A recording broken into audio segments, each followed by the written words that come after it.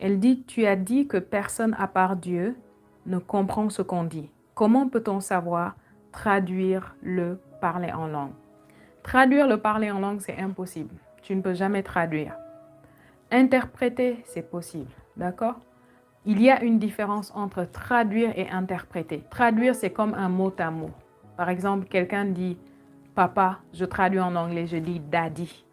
Vous comprenez? Quelqu'un dit mother, je traduis en français, je dis mère. Ça, c'est une traduction. Une interprétation, c'est vraiment différent. Interpréter, c'est donner le sens de ce que la personne est en train de dire. C'est pourquoi souvent les interprètes, on les appelle interprètes traducteurs, interprètes traductrices. Je ne peux pas toujours traduire. Ce que j'essaie de faire, c'est de communiquer la pensée de la personne. Donc, pour savoir interpréter, par exemple, d'une langue à une autre, les langues humaines, tu ne peux pas le faire juste parce que tu comprends une langue, d'accord? Tu peux le faire quand la langue est non seulement comprise, mais aussi tu comprends il y a une connexion, je dois dire presque spirituelle, hein? Il y a une connexion presque d'esprit à esprit entre toi et la personne que tu interprètes. Parce que parfois, il y a des mots que la personne va utiliser qui n'existent pas dans la langue dans laquelle tu es en train de traduire. Et là, tu es obligé d'utiliser tes talents d'interprète. C'est-à-dire, au lieu de te baser sur le mot à mot, tu essaies de communiquer la pensée de la personne, son idée, ce que la personne veut qu'on comprenne. Quand on ramène ça au parler en langue, il y a ce qu'on appelle la diversité des langues qui est différente de la prière en langue. La prière en langue, c'est de ça que 1 Corinthiens 14, verset 2 parle. Il dit, celui qui prie en langue ne parle pas aux hommes, mais il parle à Dieu. D'accord? Celui qui parle en langue ne parle pas aux hommes, mais il parle à Dieu. Et personne ne le comprend, car c'est en esprit qu'il dit des mystères. Personne ne le comprend. Qui le comprend? Dieu, parce que c'est à Dieu qu'il parle. Là, il s'agit de la prière en langue. D'accord? Le parler en langue, c'est le terme général, générique. C'est déjà arrivé que quelqu'un me demande, est-ce qu'il y a une différence entre le parler en langue et la prière en langue? Oui, il y a une différence. Le parler en langue, c'est le terme générique. Le parler en langue couvre beaucoup de choses. Mais dans le parler en langue, il y a ce qu'on appelle la prière en langue. Quand je prie en langue, maintenant, je parle à Dieu. La prière est adressée à Dieu. Donc, quand je prie et je parle à Dieu, je n'ai pas besoin d'interpréter forcément. Il peut arriver, bien sûr, que je comprenne selon la liberté de l'esprit. L'esprit peut me permettre de comprendre parfois de quoi je parle. Et parfois, selon la gestuelle, selon le thème qui est donné, on peut interpréter la prière en langue. Mais on n'a pas toujours besoin d'interpréter la prière en langue. Un exemple. Quand tout à l'heure, j'étais en train de donner des sujets, j'ai dit, on va maintenant prier pour les nations, on va prier pour le salut des âmes. Et quand j'ai dit ça, j'ai commencé à prier en langue. On s'est tous mis à prier en langue. Qu'est-ce qui se passe en ce moment? Nous parlons à Dieu, mais nous n'avons pas besoin de savoir exactement ce que nous sommes en train de dire à Dieu. Nous avons juste besoin de prier et de penser au sujet. Parce que le sujet a été donné. Par exemple, par un leader dans une église, dans un groupe, dans un programme comme celui-ci, le sujet a été donné. Nous sommes en train de prier, nous sommes en train de parler à Dieu. Qu'est-ce qui va se passer? Notre langue, bien que nous ne la comprenons pas, va aller dans la direction du sujet donné. Donc, dans ce genre de cas, l'interprétation a déjà été donnée par la personne qui a donné le sujet.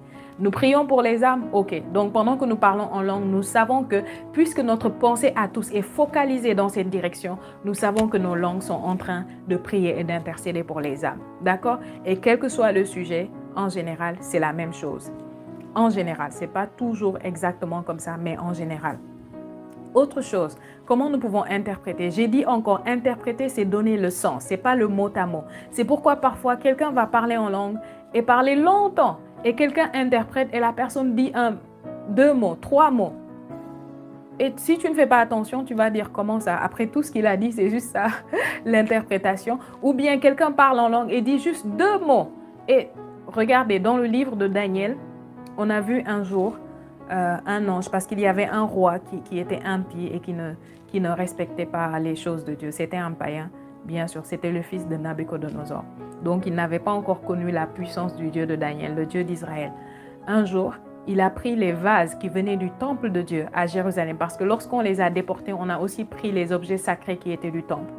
Et ces objets étaient gardés là-bas à Babylone. Donc, un jour, ce roi-là était en train de manger avec ses convives, il a bu, il était ivre, il a demandé qu'on amène les vases sacrés du temple du Dieu d'Israël. On a amené les vases, ils se sont mis à boire avec ça. Ils ont profané en quelque sorte des objets qui étaient sacrés. Et tout d'un coup, ce roi a vu une main blanche, hein, qui est apparue et qui a écrit quelque chose sur le mur. Et ce que la main a écrit, je ne me rappelle plus, c'était méné, quelque chose comme ça. C'était 2 mots pratiquement. C'était pas long, c'était très court. C'était 2 mots que l'ange a écrits sur le mur. Les écritures sont restées là. Et le roi était complètement tétanisé. Il ne pouvait plus rien faire parce que, voilà, un ange qui apparaît, c'est vraiment glorieux, c'est très effrayant. Donc, qu'est-ce qui se passe après? On fait appeler Daniel pour que Daniel vienne interpréter ou faire comprendre ce qui a été écrit. Et vous serez étonnés, les mots, 2 mots, Daniel a interprété. Daniel dit, voici ce que ça dit. Tu as été pesé et tu as été trouvé léger dans la balance. Il a encore dit une autre phrase. Donc, tout ce que Daniel a dit, comparé à ce qui était écrit sur le mur, tu allais dire, waouh, juste ces 2 mots-là, ça veut dire tout ça. Vous voyez, parce que c'était une interprétation des langues. L'interprétation et la traduction des langues, c'est 2 choses différentes. Vous ne pouvez pas interpréter le parler en langue. D'accord? Donc, la prière en langue s'adresse à Dieu. En général, elle n'a pas besoin d'être interprétée. Elle n'a pas besoin et elle ne peut pas être traduite. En général, vous n'avez pas besoin. Quand je prie en langue, je n'ai pas besoin en général d'interpréter. Maintenant, il y a ce qu'on appelle dans le parler en langue, qui est le terme général. Il y a la prière en langue. Il y a ce qu'on appelle la diversité des langues. La diversité des langues. Dans la diversité des langues, vous avez ce qu'on appelle voilà, le terme grec, il y a ce qu'on appelle la glossolalie. La glossolalie, en général, c'est ce qu'on utilise lorsque nous prions en langue, nous parlons à Dieu. La glossolalie, ça veut dire parler dans des langues étrangères du règne surnaturel, d'accord, qui viennent de Dieu. Ça, c'est la glossolalie. C'est une langue étrangère surnaturelle qu'on n'a pas apprise, qu'on n'a pas acquise par le moyen humain normal d'acquérir ou d'apprendre une langue. Ça, c'est la glossolalie. Il y a ce qu'on appelle la xénolalie, d'accord? La xénolalie maintenant, c'est ce que vous allez voir dans Actes au chapitre 2. Actes au chapitre 2, du verset 1 à 4, on nous dit que le Saint-Esprit est venu, ils ont reçu le Saint-Esprit, ils se sont mis à parler en d'autres langues. Après ça, ils sont sortis. Je crois que la première partie, quand ils étaient dans la salle, ils étaient en train de faire la glossolalie, vous voyez. Mais quand ils sont sortis dehors, qu'est-ce qui s'est passé? Ils se sont mis à parler et les gens qui étaient venus en pèlerinage, il y avait beaucoup comment on les appelle encore, de prosélytes, des juifs venus de d'autres nations, des gens qui sont convertis au judaïsme, qui étaient venus en pèlerinage à Jérusalem pour la Pentecôte. Parce qu'ils étaient nombreux, ils venaient d'Égypte, ils venaient de l'Afrique, ils venaient de partout. Ils étaient là et quand les disciples se sont mis à parler, ils ont commencé à les entendre dans leur propre langue. Vous voyez? Là-bas, c'est la xénolalie. La xénolalie, c'est lorsque vous parlez une langue étrangère, mais qui existe sur la terre, qui n'est pas une langue surnaturelle. Elle existe sur la terre, vous parlez cette langue, mais vous ne la parlez pas avec les moyens naturels. Ce n'est pas parce que vous avez appris la langue, ce n'est pas parce que vous avez beaucoup entendu la langue, non, non. Vous la parlez par l'impulsion de l'esprit. C'est ce qu'on appelle la xénolalie.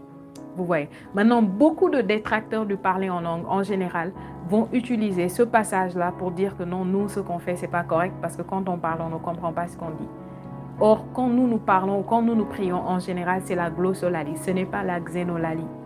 Dans 1 Corinthiens chapitre 14, à un moment, Paul parle et il dit que si tu parles dans l'église et il n'y a pas quelqu'un pour interpréter dans l'assemblée, il a dit, garde le silence. Ou bien demande à Dieu le don d'interpréter les langues. Vous voyez, le don d'interpréter les langues va toujours avec la diversité des langues. Parce que la prière en langue n'a pas besoin d'être interprétée. En général, elle n'a pas du tout besoin d'être interprétée. C'est une prière que nous faisons par la foi, sachant que nous prions le Père dans une langue parfaite, dans une langue qui lui est agréable. Donc quand à l'église, Paul dit que si tu n'as pas l'interprétation de garder le silence, là-bas, il parle d'un autre aspect de la diversité des langues. Là, c'est quand Dieu parle à son peuple ou quand Dieu parle à un individu. Ça peut être que Dieu parle à une personne à travers toi. Ça peut être Dieu parle à toi-même à travers toi, mais dans la langue, d'accord? Dans la langue, dans le parler en langue. Ça peut être que Dieu parle à l'assemblée à travers toi. Et il dit, dans ce genre de cas, il faut une interprétation. Parce que si tu n'interprètes pas, puisque le message est venu d'en haut et est pour le peuple, le message a besoin d'être interprété pour que le peuple le comprenne. Ce n'est pas la même chose que lorsque le message vient de mon esprit et va en haut. Quand le message vient de mon esprit et va en haut, celui qui est en haut comprend automatiquement puisque je parle sa langue qui m'a été impartie par son esprit qui vit en moi. Mais quand c'est celui qui est en haut qui parle au peuple ou qui me parle à moi, j'ai besoin d'interpréter pour que mon intelligence puisse capter ce que Dieu est en train de me dire et que je puisse être édifié, que je puisse profiter de ce qu'il a dit. Dans ce sens-là, ça ne demande pas un temps particulier pour pouvoir interpréter la langue. D'accord? Ça ne demande pas un temps particulier. C'est un don. Si tu demandes à Dieu ce don, tu peux le recevoir et interpréter. Il y a des gens qui ont parlé en langue la première fois et qui ont... D'ailleurs, merci Saint-Esprit de me rappeler ça. Ça me ramène à une chose. La diversité des langues qui est un message reçu de Dieu pour le peuple ou pour un individu, avec l'interprétation, les deux ensemble, ça donne ce qu'on appelle la prophétie. C'est l'équivalent du don de prophétie. D'accord? C'est l'équivalent du don de prophétie. Parce que la prophétie, c'est quoi? Un message de Dieu. Un message reçu de Dieu que je libère. C'est ça la prophétie. De façon générique. Bien sûr, il y a beaucoup dans la prophétie. Ça, je donne juste de façon générale. Donc, lorsque je parle en langue et j'interprète, ça équivaut à la prophétie. C'est le don de prophétie. Donc, il y a des gens qui ont reçu le don de prophétie en même temps qu'ils ont reçu le Saint-Esprit. On a vu ça dans la Bible d'ailleurs.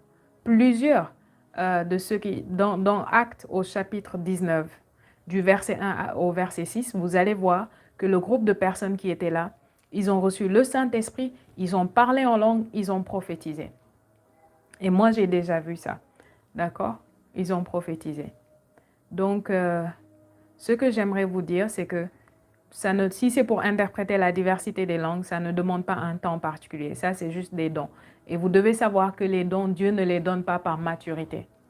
Ok? Ce n'est pas par maturité. C'est pourquoi nous devons faire attention. Parfois, vous pouvez voir une personne qui manifeste les dons ou qui marche dans les dons et on pense que cette personne-là est aussi, elle, tout à côté de Dieu. Que cette personne dîne ou prend le petit déjeuner avec Dieu chaque jour. D'accord? Même un bébé spirituel peut manifester des dons spirituels extraordinaires. Ça n'a rien à voir avec la maturité. La maturité, c'est plus dans le caractère, dans la manifestation du fruit de l'esprit. Il y a ce qu'on appelle le fruit de l'esprit, il y a ce qu'on appelle les dons de l'Esprit Saint. Les dons de l'Esprit Saint, tu peux les manifester à n'importe quel âge de la vie spirituelle. Le fruit de l'esprit, ça c'est avec la maturité, d'accord? Ce sont des choses qui démontrent que quelqu'un est mature. C'est pourquoi si quelqu'un manifeste beaucoup les dons et que la personne ne se préoccupe pas du fruit de l'esprit, cette personne se met en danger et met les autres en danger. Maintenant, si c'est pour interpréter ton parler en langue, ta prière en langue, pendant que tu pries Dieu, tu n'as pas besoin. Imagine que tu décides de faire un rallye personnel de 3 heures et que tu doives interpréter ce que tu as dit pendant 3 heures. Ça te sert à quoi? Ça ne te sert pas à grand-chose. Tu parles à Dieu. Mais si à un moment donné, il y a un message reçu de Dieu pour toi-même, ok. Reçu de Dieu pour quelqu'un d'autre, pour une direction, parce que Dieu va te parler parfois pour te montrer une direction, pour te dire fais comme ceci, fais comme cela. Oui, dans ce genre de cas, il faut interpréter et là, il faut demander la grâce, il faut demander le don à Dieu et Dieu va te le donner, d'accord? Moi, j'interprète des langues parfois, il m'est déjà arrivé d'interpréter des langues, vous voyez. Mais parlons de la xénolalie qui fait partie de la diversité des langues. La xénolalie n'est pas un don dont vous avez besoin tout le temps partout. En général, on voit ça beaucoup être manifesté avec les évangélistes. Parce que les évangélistes, en général, c'est eux qui vont vers les peuples étrangers, vers des gens différents, qui ne connaissent pas la parole de Dieu, qui ne connaissent pas encore le Seigneur Jésus. Et ça me rappelle le témoignage d'un homme il y a longtemps. Donc cet homme de Dieu avait quitté l'Occident pour aller prêcher en Afrique centrale, l'évangile. Donc, quand il est parti prêcher l'évangile, il s'est retrouvé parmi un peuple qui était cannibale, au centre de l'Afrique, dans une forêt vierge. Il s'est juste retrouvé avec eux, il voulait prêcher l'évangile. Mais il s'est trouvé que ce peuple-là était cannibale. Qu'est-ce qu'ils ont fait? Ils ont attrapé l'évangéliste, ils l'ont accroché sur un arbre, ils ont commencé à préparer les légumes et tout ça, là, avec quoi ils vont faire leur soupe de l'évangéliste caucasien. Ok? Donc, pendant que l'évangéliste était attaché là, la tête en bas, les pieds en haut, il s'est mis à prier en langue. Il s'est dit, là, tout ce que j'ai à faire, c'est c'est prier. Je vais finir dans une marmite et être une soupe pour un peuple à qui je suis venue annoncer la bonne nouvelle. Donc, il s'est juste mis à prier en langue, à prier en langue. Vous voyez, quand vous êtes parfois dans des situations difficiles, priez en langue. Il s'est mis à prier en langue et pendant qu'il priait en langue, à un moment, son langage a changé. Et quand son langage a changé, ces gens ont commencé à s'approcher de lui petit à petit. Ils ont commencé à s'approcher de lui, s'approcher de lui. Après, ils étaient tous là. Ils l'ont détaché, ils l'ont fait asseoir. Il a continué à parler en langue et ils le comprenaient. Et finalement, eux tous, ils ont fléchi le genou, ils ont donné leur vie à Jésus. Donc là-bas, c'était la xénolalie. C'est ce que les apôtres, les disciples ont manifesté dans Actes au chapitre 2. Pendant que lui, il parlait en langue, le Saint-Esprit faisait que ce soit la langue de ces gens-là et ils comprenaient. Et Dieu était en train de leur parler à travers cet homme-là. Donc ça, c'est une des fois, ça c'est beaucoup de fois des cas où la xénolalie se manifeste. Il y a eu d'autres cas, beaucoup d'autres cas. J'ai beaucoup de témoignages là-dessus. Mais c'est pour que vous compreniez la diversité des langues. Maintenant, quand les gens vous disent que non, si tu parles en langue et tu n'as pas l'interprétation, tais-toi, tu ne dois pas parler en langue, c'est parce qu'ils ne comprennent pas la différence, ils ne voient pas ces catégories-là. Donc, ils prennent juste un verset, ils isolent. Or, quand vous prenez 1 Corinthiens chapitre 14, tout le chapitre parle du parler en langue, mais dans tout le chapitre, Paul sépare. Il y a différents types de langues dont il parle là-bas.